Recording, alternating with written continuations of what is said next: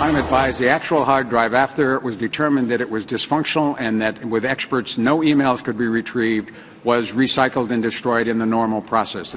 2 weeks after he told us that, the Inspector General gets in a car, drives to Martinburg, West Virginia, grabs the backup tapes, and finds the emails. And now we have 6,500 emails from the pertinent and critical time frame.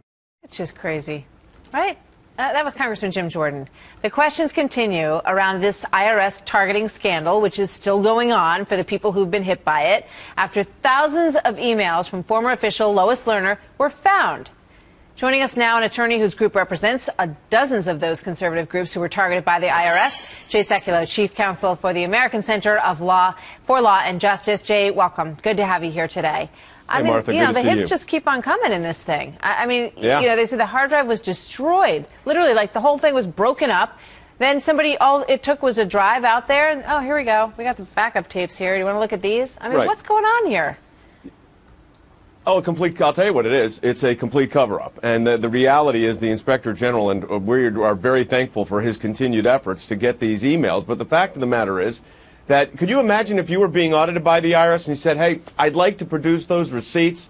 I'd like to have those documents. You know what, though? They got destroyed, and the backup tape, there was just nothing there. We tried, and we destroyed it. What would happen to you? If it was a civil case, you'd be fined and pay unbelievable penalties. If a criminal case, you'd go to jail. What happens here? The IRS, because there's a complete lack of accountability in this agency, they get away with this. I mean, you got the press statement when this announcement came that the new 6,500 emails had been recovered. The IRS says, oh, that's good. Now it'll shed some light on what's happened. Well, how about this?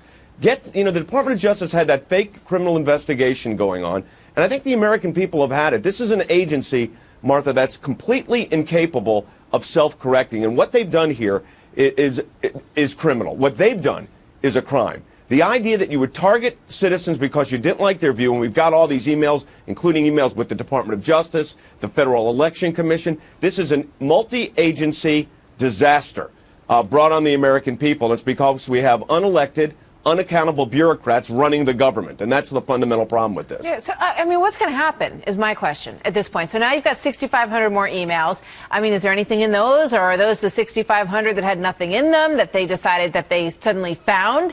And who's going to be held accountable? I mean, you're so right. If any one of us did anything even close to this, or the IRS had questions and we said we don't have the documents, I mean, you're in big, big trouble. Yeah. But not if you're the Internal Revenue Service. So what's going to happen next? Well, the two things I think are going to happen. Number one, obviously the Inspector General hasn't stopped. The Department of Justice still has this, so-called investigation going on. And by the way, these emails, we know that about 700 of them were from the critical time period. I mean, the most critical time period of this. So those are being analyzed now. And those are in the 6,500 that you just found, that they just found. Yeah, okay. So they're going to go ahead. Now, some of those may be duplicates. We don't know that yet, or they're being reviewed by the House committees.